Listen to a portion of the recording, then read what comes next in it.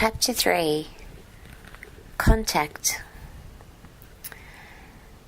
As a child, my great-great-great-grandmother would have heard of the first white men to set foot on Wonnarua lands. She would have heard the revived stories of the Gubbs and their blood-red warriors, and of their strange implement which they called gun.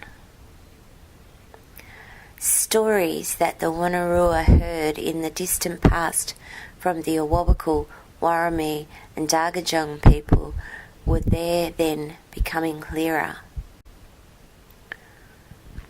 First contact between the races in the Hunter Valley occurred in the late 1790s at the mouth of the Hunter.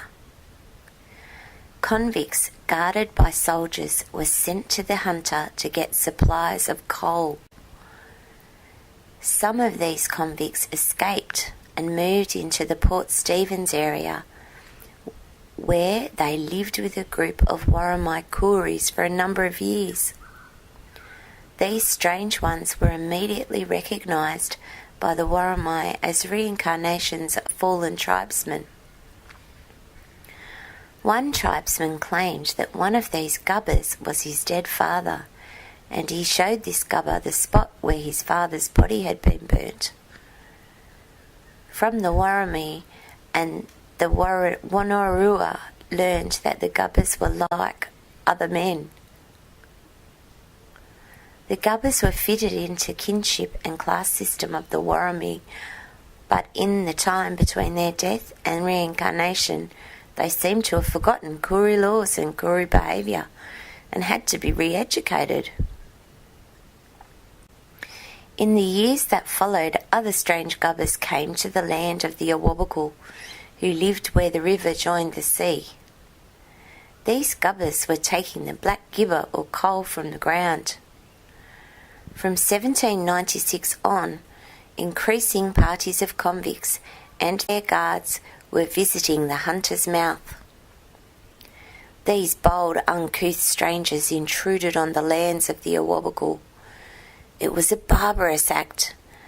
Even the Darganjung and the Warramie people knew that permission had to be sought from the Awabakal when they wanted to cross their lands.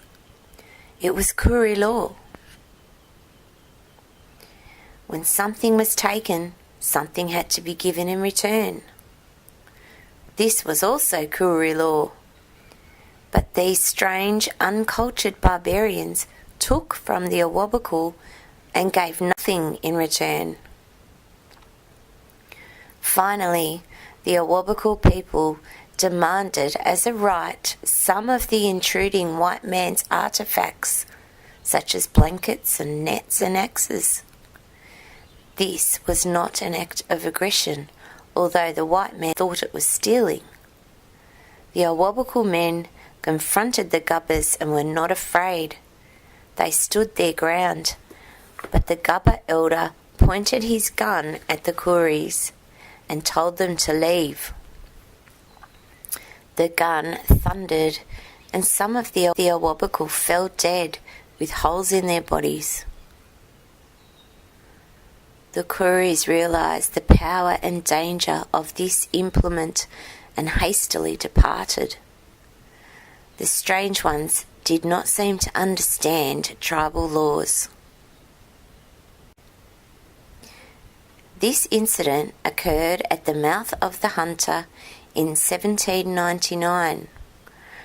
From the Koori point of view, the first act of aggression came when Henry Hacking, the party's supervisor, fired on the Awabakal, killing 3 in order to protect his property.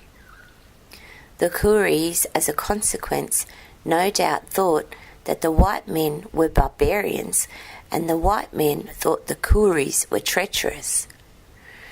This was typical of many frontier misunderstandings, and as usual, the Koori left more dead on the field of conflict than the white men.